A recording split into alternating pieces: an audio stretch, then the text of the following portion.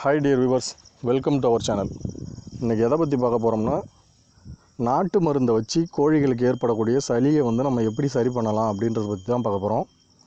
Already ஆங்கில மருந்தை வச்சு அமாக்சிலின், பேராசிட்டமால், இப்ரூட்டோன் இதெல்லாம் வச்சு நம்ம எப்படி மருந்து தயாரித்து கோழிங்களுக்கு சளிக்கு கொடுத்தோன்றது முன்னாடி வீடியோவில் இருக்கும். உங்களுக்கு ஆங்கில மருத்துவம் வேணும்னா அந்த வீடியோவை பார்த்து செக் பண்ணிக்கோங்க. அதை விடவே இது இன்னும் பெட்டராக இருக்கும். நம்ம கொட்டாகையில் வச்சுருக்கோம் அப்படின்னா, ஒரு 100 கோழி 200 கோழி வச்சுருக்கோன்னா நம்மளுக்கு எந்த கோழிக்குன்னு நம்மளால் சரியாக கண்டுபிடிக்க முடியாது. நைட்டு லைட் ஆஃப் பண்ணிட்டு உக்காந்துட்டு இருந்தோன்னா ஏதோ ஒரு கோழி குறன்னு சவுண்டு விடும். அதை வச்சு சளி இருக்குதுன்னு நம்ம கன்ஃபார்ம் பண்ணிவிடுவோம். ஆனால் எந்த கோழின்னு நம்மளுக்கு தெரியாது. அப்படி இருக்கக்குள்ளே இந்த மருந்தை யூஸ் பண்ணோம்னா அதுங்களுக்கு உடனே க்யூர் ஆகிடும். அப்படி இல்லை, நான் அடுத்த ஸ்டேஜ் வந்துடுச்சு, ஒரு கோழி தீவனம் எடுக்கலை, பார்த்தா சளியாக இருக்குது, வாயை திறந்து மூடுது, இல்லை கண்ணில் நீர் வடியுது, அதுக்கு அடுத்த ஸ்டேஜ் ஒரு கண்ணை மூடிக்குது, ஒரு கண்ணால் தான் பார்க்குது, தீவனம் சாப்பிடுது, அதுக்கப்புறம் ரெக்கையை தொங்க போடுது, சுத்தமாக தீவனம் எடுக்கலை, குறுகிட்டு உக்காந்துருக்கு, ரொம்ப குன்னிக்கிச்சு அப்படின்னா சளி முத்திடுச்சின்னு அர்த்தம். அந்த அளவுக்கு விடாதீங்க. முடிஞ்ச வரைக்கும் நைட்டு லைட் ஆஃப் பண்ணிவிட்டு ஒரு 10 மணிக்கு மேலே நீங்கள் போய் கொட்டாயில் சும்மா உட்காந்துட்டு இருந்தீங்கன்னா நீங்கள் பார்த்து அதை சளி இருக்கா இல்லையா, வேறு ஏதாவது ப்ராப்ளம் இருக்கான்னு அதோட சவுண்டை வச்சு கண்டுபிடிச்சிக்கலாம். மேக்ஸிமம் அந்தமாரி ட்ரை பண்ணி கண்டுபிடிச்சிருங்க. இப்போது எந்தெந்த மருந்தை வச்சு நம்ம போடலான்னு பார்ப்போம். முதல்ல வேப்பிலை ரொம்ப அவசியமான ஒன்று சளிக்கு. அடுத்தது தூதுவளை. தூதுவளை சளியை நல்லா முறிக்கும். தொண்டையில் இருக்கிற அந்த கரகரப்பு தன்மையை தூதுவளை தான் போக்கும். மற்ற மருந்தை விட தூதுவளை தொண்டை சளியை எடுக்கிறதுல ரொம்ப சிறப்பு வாய்ந்த ஒரு மூலிகை மருந்து. அடுத்தது கற்பூரவள்ளி. கற்பூரவள்ளி எதுக்குன்னா, உணவு குழா இருக்கு இல்லைங்களா, அதில் இருக்கிற சளியை கற்பூரவள்ளி நீர்த்து போக செய்யும்.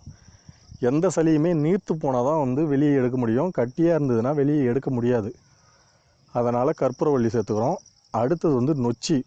நொச்சி இப்போ நீங்கள் ஒரு கோழிக்கு சளி பிடிச்சிடுச்சு அப்படின்னா அதுக்கு மண்டை சளியாக இருந்ததுன்னா நம்மளுக்கு க்யூர் பண்ணுறது ரொம்ப கஷ்டமாக இருக்கும். அதுக்காக தான் நம்ம நொச்சி சேர்க்குறோம். அடுத்து ஆடாதொடை. ஆடாதொடை கோழி ஆக்டிவ் ஆக்கும். அதுக்காக நம்ம ஆடாதொடை சேர்க்குறோம். அதுவும் சளிக்கு ரொம்ப நல்லது. அடுத்தது பப்பாளி இலை.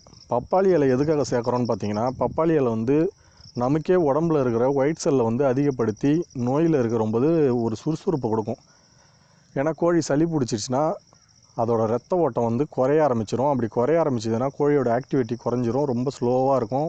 ஓடி போய் தீவனம் எடுக்காது, தண்ணி குடிக்காது, எந்த இடத்துல உட்காருதோ அங்கேயே உட்காந்து கிடக்கும். அதனால் ஒயிட் செல்லை அதிகப்படுத்துறதுக்கும் ரத்த ஓட்டத்தை சீர்படுத்துறதுக்கும் நம்ம பப்பாளி இலையை சேர்க்குறோம். அடுத்தது வெத்தலை. வெத்தலை சளிக்கு ஒரு அருமையான மருந்து. அது கூட மிளகு, ஜீரகம் இதை ஆட் பண்ணிக்கிறோம். துளசி ஒரு கைப்பிடி அளவு சேர்த்துக்குங்க. இதோட அளவுன்னு பார்த்தீங்கன்னா, நம்ம வேப்பிலை, தூதுவளை, நொச்சி, ஆடாதொடை, அப்புறம் இந்த பப்பாளி இலை இதை 2 கொத்து அளவு கொஞ்சம் நிறையா ஒடிச்சிக்கிங்க.